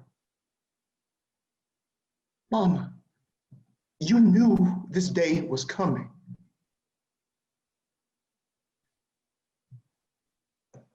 Good, London. Good. I'm sorry I had my video on. I forgot to turn it off. I hope it wasn't too much of a distraction. No problem. Yeah. Good. Yeah, man, this is a good piece for you. It's a very good piece for you. I'm glad you chose it. Yeah, so, and you're close. I think we're close. I just want to get you inside the bullseye now, okay? Because right now I feel like you're in the ballpark where it's kind of circling around the bullseye. So the bullseye, to get there, you got to know what are we doing? What do I want to do? Mom, what do I want to do to you? What you win at the end when you're finished talking, what is your hope and dream that she would do what? Mom would do what? Well, let me go, let me leave and do this music. Yeah. Right? Mom will let me do so. Mom will say, "You're right, son," or here's $100. Go, right? Right. Okay. Yeah. So in that, if that's what you want, if you want Mom to see somebody who is ready for the world, who is confident, who is a man, who is in their self, there is no victim here. Right. So yes. So this thing starts off. Yeah. What are the first lines? What are the first lines? What would happen? What would happen if I listened? Keep going. What would happen if I listened? If I listened, what would happen? What would happen if I listened? You want me to stay here, getting older, getting sicker, hating you? You think I would hate you, Mama? Yeah. Yes. Okay. So in that, be careful. Just be careful that we aren't playing a victim, even with those lines, right? Okay. Even though, Mom, it is. If I did what you wanted me to do, this is what would happen. And that's what you want? Put it on her. Okay. Make it about her, not about me. Like, oh, I'm going to become so bitter and I'm going to hate you. No. Do you really want me to hate you, Mama? No. So here's what needs to happen. Okay. You know what I'm saying? And now your mother's still a black woman in America. Now you still will get your fresh jaw slapped if we come too hard. You know what I'm saying? So you got to do it in your own way. You have that inside, you know what I'm saying? And we still have to have a level of respect for our mother, right? Yeah. But this is the first time that we see David, I believe, if memory serves me correctly, that we see him with some pushback. Right. He's taking it. He's, for how old he is, was he 17, 18 now or something? 18, around there. Yeah. He's been the good obedient son. He's like, Mom, I do not want to hurt you. I don't want to go. I'm doing this for you. And this is not what you want. So you have to show her the man, show her that you love her, but you're not the victim. Yes? Yes. Okay, good. I'm going to hide now. I'm going to hide and watch. All right.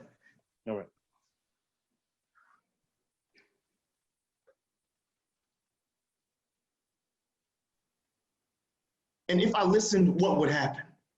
What would happen if I listened?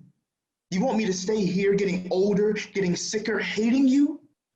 Do you think I want to hate you, Mama? Do you think it don't tear me to pieces to have to lie to you? That's because I've been lying to you for a long time now, and I don't want to tell no more lies. I don't want to keep feeling so bad inside that I have to run in those alleys you was talking about. That alley right outside this door to try to hide from what I'm feeling. I want to be a man. It's time you let me be a man. It's time you let me go. Good. All this is, I want to be a man. So all this whole thing, like, I don't want to go to the alley. So there's a tendency, London, to kind of drop off and kind of hide behind. I don't want, like, oh no, I've been going to the alleys. I don't want to do that. But it's no, I don't want to. I don't want to do those things. I want to be a man. You know what I'm saying? So announce yourself. right? Okay. Don't hide. Don't shy away. Name yourself. Name who you are. Yeah, that makes sense. Yeah, it makes sense. Yeah. So keep your foot on the gas. Okay. Yeah. Cool.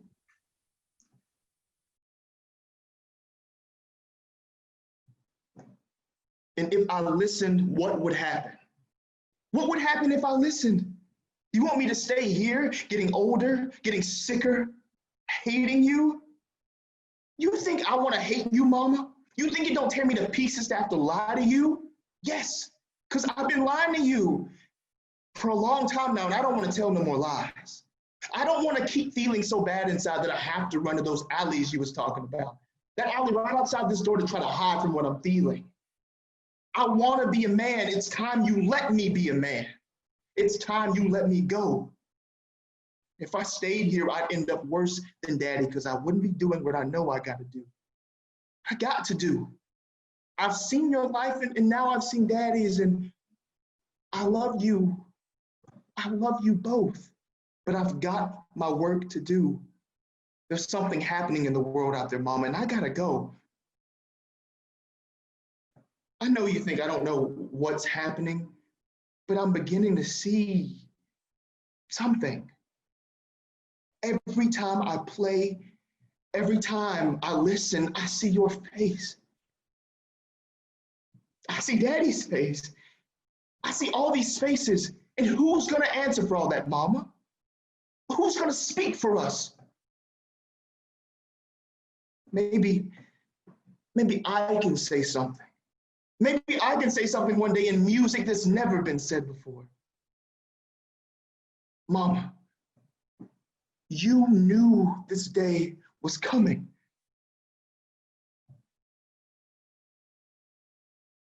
Good.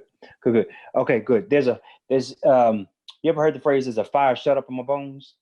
You ever heard that? I mean, yeah, sort of. I heard a variation of that. Yeah. There's a fire in his bones. And David. So is this now? Help me. Is this written as a monologue, or does Mama have interjections and you cut the interjections out that you just made it to monologue? I believe this is one monologue. I believe this is Act 3. This is right before he leaves. Okay, good. So what's happening now is that sometimes we get to a point, and before we make our next point, we're putting air, we're putting space, we're taking a pause before we get to the next thing. And so it's stopping us. We're having to keep restarting, right? I'm saying what I'm going to ask you to do is just take out all the air, keep it together, because it's fire in him. It's drive. I got to get out of here, or else I'm going to suffocate, or I'm going to burn to death, Mama. You got to let me go, okay? And so it doesn't stop until he gets it all out. He's got a gift, and he says, if I get outside that door, I can help us. I can help me. I can help you. I can help everybody. I don't have to become you, or I don't have to become Dad. Neither one of you are happy. I just want to be a man. I want to be happy, and I can't stop, because if you stop talking right now to your mama this way, she would have interjected you, and she would have slapped a taste, or she would have told you about yourself if you stopped. You cannot give her space to derail you. You understand what I'm saying? So one more time from the top, there's a fire in your bone. Now, again, you got to marry the two between that fire and being respectful to your mama, but she's past the point of obedience at this point, or she wouldn't say what you're saying.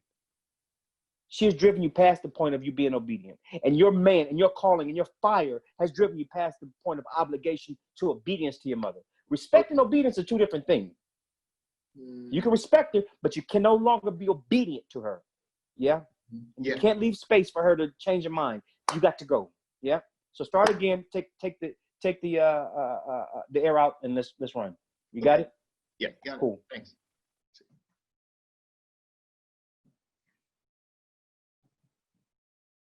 And if I listened, what would happen? What would happen if I listened? You want me to stay here getting older, getting sicker, hating you? You think I want to hate you, Mama? You think it don't tear me to pieces to have to lie to you all the time? Yes, because I've been lying to you, and I don't want to tell no more lies. I don't want to keep feeling so bad inside that I have to run to those alleys you was talking about. That alley right outside this door to try to hide from what I'm feeling. I want to be a man. It's time you let me be a man. It's time you let me go. If I stay here, I'd end up worse than Daddy, because I wouldn't be doing what I know I got to do. What I got to do. See, there was a pause. It's time for you to let me go. Pause. If I stay here. No, come on. It's time for me to let me go if I stay here. You saying? I want to be announce yourself. I want to be a man. Blah blah. Okay. From the top. Yeah. Yeah. Go ahead. Okay. And if I listen, what would happen? What would happen if I listen? You want me to stay here getting older, getting sicker, hating you? You think I want to hate you, mama? You think it don't tear me to pieces to have to lie to you? Yes, because I've been lying to you for a long time now, and I don't want to tell no more lies. I don't want to keep feeling so bad inside that I have to run to those alleys you was talking about. That alley right outside this door to try to hide from what I'm feeling. I want to be a man. It's time you let me be a man. It's time you let me go. If I stayed here, I'd end up worse than daddy because I wouldn't be doing what I know I got to do, what I got to do. I've seen your life, and now I've seen daddy's, and I love you. I love you both, but I've got my work to do. There's something happening in the world out there, Mom, and I got to go. I know you think I don't know what's happening, but I'm beginning to see something. Every time I play, every time I listen, I see your face, I see daddy's face, I see all these faces. Who's gonna answer for all that, Mama? Who's gonna speak for us? Maybe I can say something. Maybe I can say something one day in music that's never been said before. Mama, you knew this day was coming. Good, London. Good. Good. Did you learn something there? Yeah. Yeah. I was really trying to balance that, not pushing too hard, but having to get out of there with that respect, like you said. Yeah. And that's good. And it'll surprise you. Keep that foot on the gas, and it'll surprise you to start making you up. But just make sure that need is always engaged. That your need is always bigger than her need. Your need to get out there and be a man is always bigger than her need. And that's with any character. Your need is always bigger than the other person's need. Yeah. Keep it engaged. Good work, brother. Thank you, sir. Appreciate it. Good work. All right, man. Cheers. See you. Hi. Hey, Tanya, how you doing? Oh, Sorry to keep you waiting. No, it's good. Thank you for this. You are beautiful. Let's see. So mine's a piece from Grey's Anatomy, which I've been binge watching in quarantine. Right on. like I'm 10 seasons in. Very nice. Okay, so I'm gonna just turn off my camera so I can just watch you. Okay. Yeah, thanks. Right on. Me either. It's like needing glasses. No, when I was a kid, I had these headaches and I went to the doctor and they said I needed glasses, but that didn't make sense to me because I could see fine. But then I get the glasses and I put them on, and then on the way home, I suddenly yell because the big green blobs that I've been looking at my entire life weren't big green blobs. They were leaves on trees. And I didn't even know what I was missing because I didn't even know what I was missing. I didn't even know leaves existed. And then leaves. You are glasses. I have to take the air out, but hi. Is that the piece? That's it. It's short. Beautiful. Yeah. Beautiful. Yeah. I think it's really clear. So, I unfortunately I stopped watching Grey's Anatomy probably after season 3 or 4. Not because the show was bad, but just life, and I just couldn't pick it back up. But I want to. So I don't know what character this is, and it doesn't even matter. Doesn't matter. No, it doesn't matter. Yeah. But I don't know the circumstances around this, and that even doesn't matter. So what I say all that to say, this is an excellent choice of a little snippet to share something, right? So if we're treating this as a standalone piece, which we are, I think we have a real opportunity to show. I don't want to be crude or crass, but this is the only word that came to my mind. This is an orgasmic epiphany. Yes. Okay. Right? Uh-huh. Yeah. So it's a really difficult challenge, but I think you're up for it to like this. It literally eye-opening. Yep. Right. This moment. And what are you talking about though? Okay. So you're liking having glasses to what? What is it? To falling in love with her. She discovers that she's gay, but she discovers she's in love with this person. Right. Yes. Okay. So there we go. I mean, we can't get any more orgasmic than that, right? Yeah. So really, oh my, it's still tingling. Every neuron, everything, it's still tingling. It has to be radiating. So you're speaking from that place. You're speaking from the ends of your hair. You're speaking from your toe. You're speaking from that place. Yeah. Okay. Yeah. So take me on that journey. Okay, perfect. Yeah. Thank you. Cool. It's like needing glasses. No. When I was a kid, I would get these headaches and they took me to the doctor and they said I needed glasses. But I didn't get that. I didn't understand that because I could see fine. And then I got the glasses and on the way home, I suddenly yelled because the big green blobs that I'd been looking at my entire life, they were not big green blobs. They were leaves. And I didn't even know that leaves existed, but then leaves.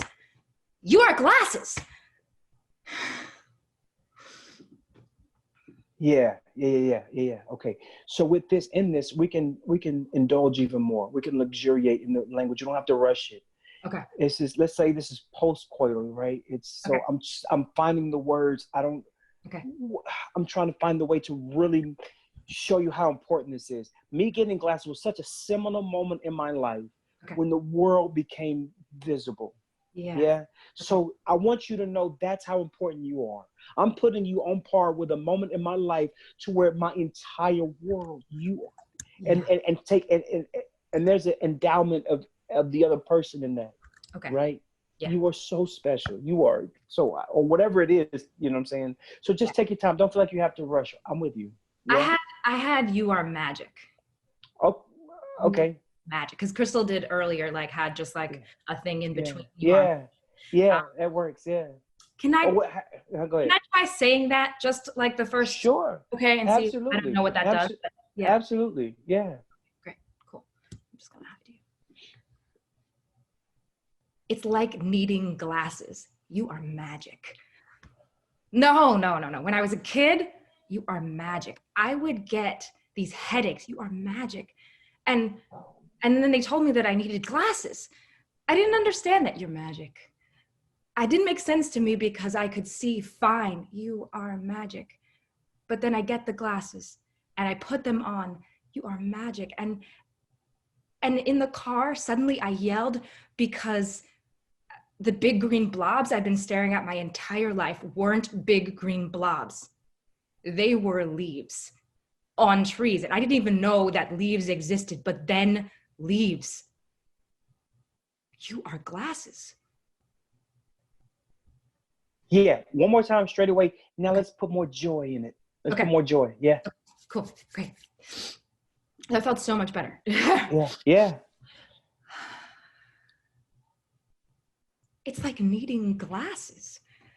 No. When I was a kid, I would get these headaches. And I went to the doctor and they said that I needed glasses. That didn't make any sense to me because I could see fine. But then I get the glasses and I put them on.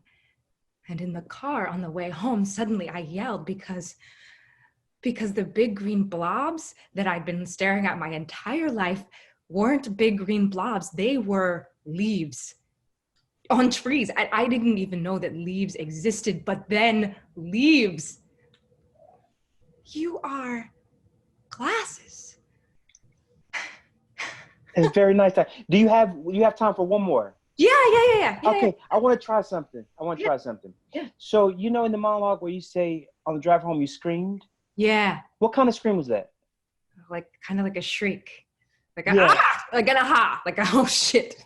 Yeah, okay. So before we start this monologue, when you're ready, give me that scream that you think you were when you were a kid, and then launch into the monologue, yes? Okay, all right. Okay.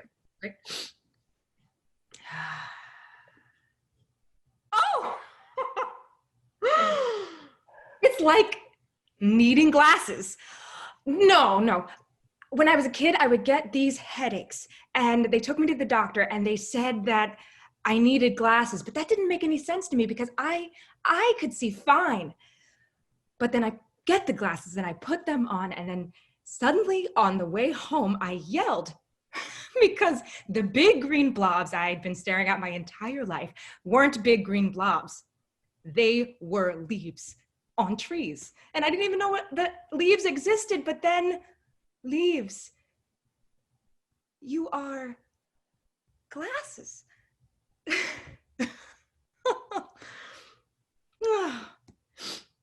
Yeah, that's beautiful, Tanya.